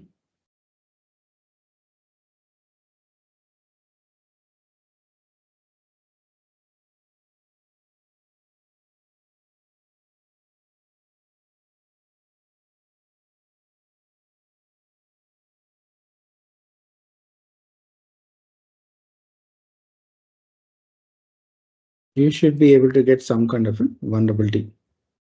Yeah, so there is actually a exploit DP command, copy command execution backdoor is there in this Pro FTPD 1.3.3c, and there are multiple things, right? So there is a pre-existing attack process, how to do that. And there's here, there is a Metasploit framework itself, how to attack this particular version, where I can get a completely compromise and get a reversal exploit of that. Okay, so getting this version information is going to be very useful for us, right? And there's one more option you can give iPhone O, capital O. This will give you OS information. It will tell me what kind of an operating system I'm running, the target is running on. Okay.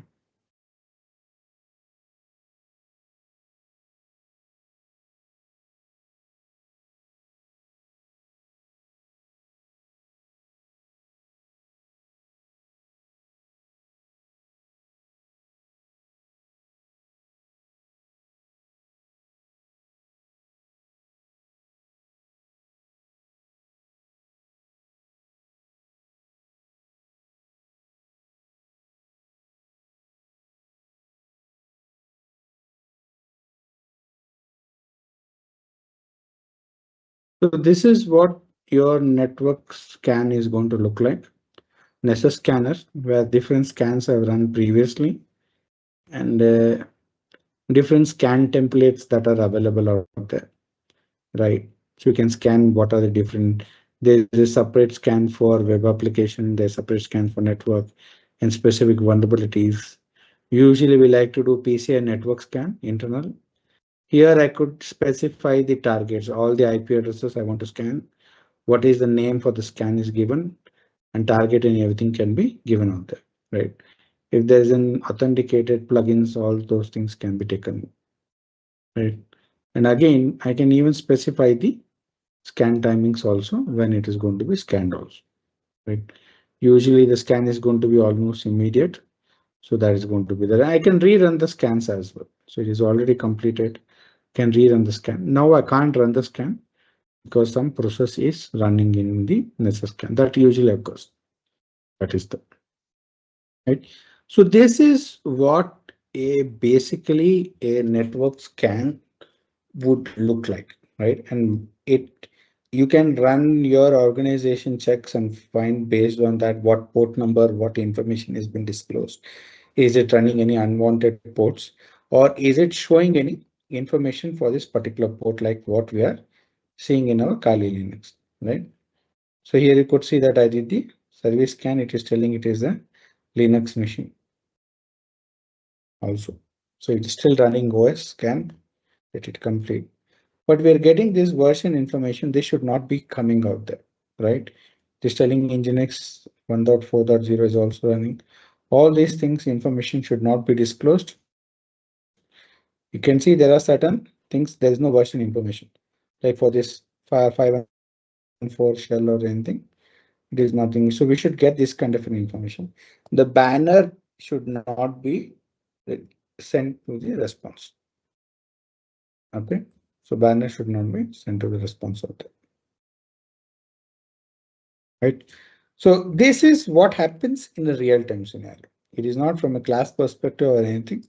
When you're scanning a network, and this is how it usually goes, right? So any questions from network scanners, guys? From the whatever the concept that is explained or in a real-time scenario, how this is going to be there and things. Any questions related to that, please let me know.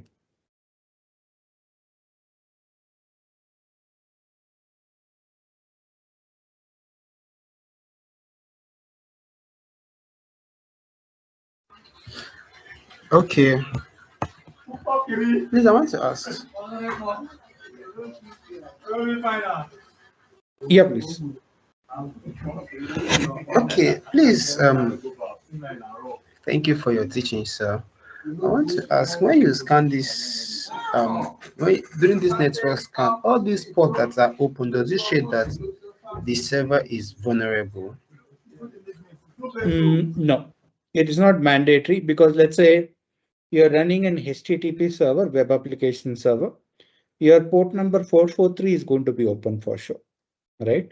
So that is always going to be there. So this is one of the security is not a single activity, right? There's no silver bullet for it to do. So there are multiple things have to be done. So we are making sure that only relevant ports are open, unnecessary ports are closed, right? In a typically what used to happen before in older machines is lot of other ports were also open out there, like what we could see there previously when we did the scans. That is not needed. If you're running an HTTP server, only port that needs to be open is port number 443. Rest all the ports should be closed. Then again, you should also focus on port number 22, because the administrator has to connect to the machine via port number 22. If the firewall is configured properly, only port number 443 is going to be exposed to anyone in the public.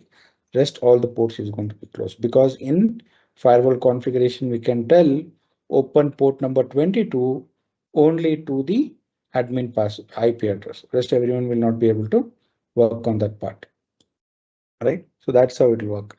So that is in a conjunction. You have to look into that perspective. Right? If you have seen our firewall class, you would have understood. That makes more sense.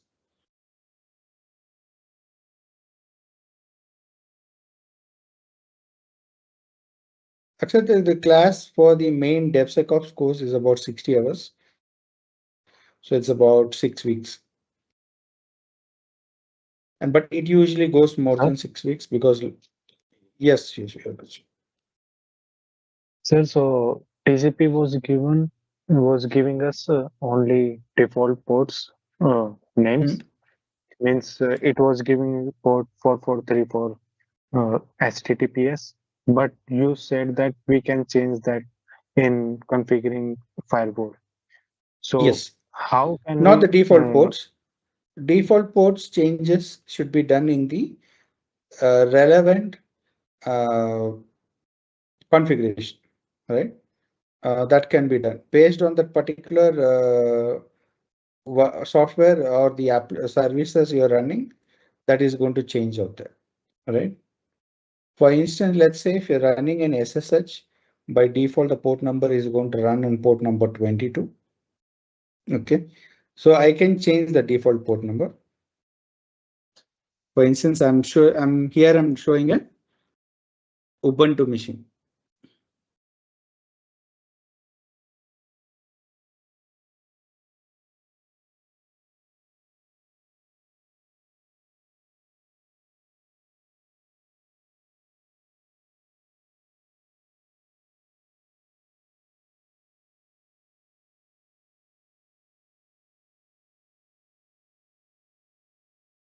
Let me check.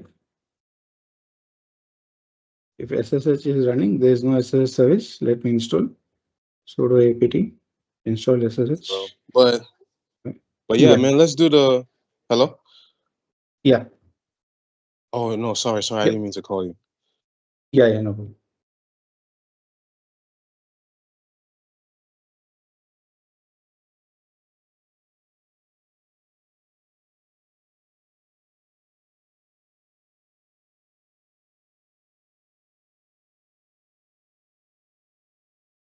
So let's say if you want to change the SSH default port, you can go to vim/etc. sshd_config. So here you could see that port number is there, specify port number 22. I can change it to any other port number of my choice out here. As long as this port number is used by any of the existing services, I should be able to run very easily out there. So similar way for running, changing the Apache, we can change the port number in Apache configuration file. For FTP also, that's going to be there. By default, this is the number, but I can make modifications for that. Hope Okay, that sir. was So clear, Yuvraj. Yeah. yes, sir. But sir, Nmap was giving us information about the port. Let's say we changed port 22 to others, some other services. We are using port 22 for we can say TCP handshakes or something like that. So it will tell us that port 22 is using for SSH services. Yes. Yes. By default. So yes, for instance, let's say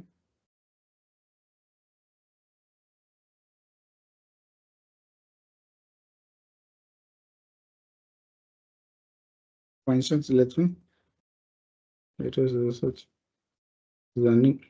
Okay. Sudo vim/etc.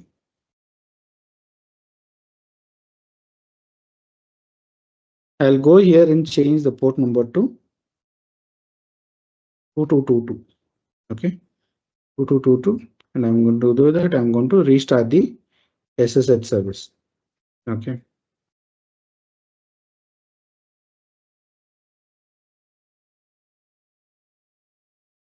So now let me check the IP address for this cyber config 134. Okay. Nmap -p 2222 192.168.178.134, I think so, right? Yes, 134. So if I do a normal scan for this particular port number, now it is going to give me something else. It is telling the port is closed. Why is it closed?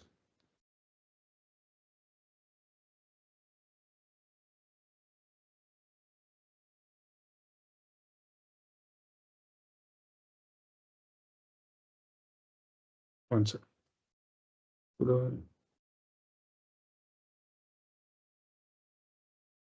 It's inactive only.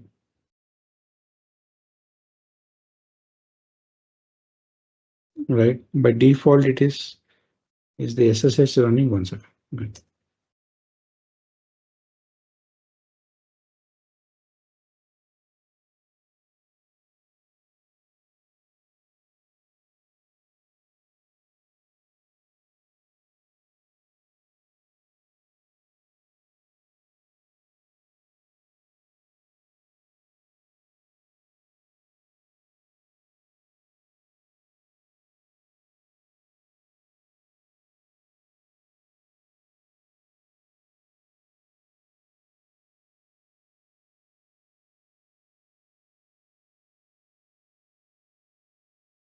Okay. No. It needed a restart. The service reload was not sufficient. So then at that time it will tell port number 2222. If I do a normal scan, it is going to tell it is belonging to Ethernet port, Ethernet IP1, right? But when I do the -SV version, it will tell properly that it is running the port number is SSH only, that is going to be there. So that is why it is important to use all different variations of it. Okay. So for instance, now you see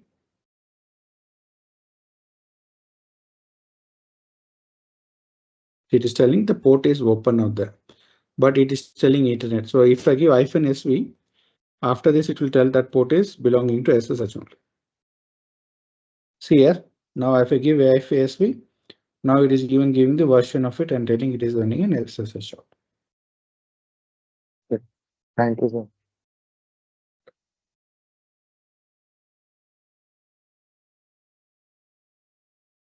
So any other question, guys?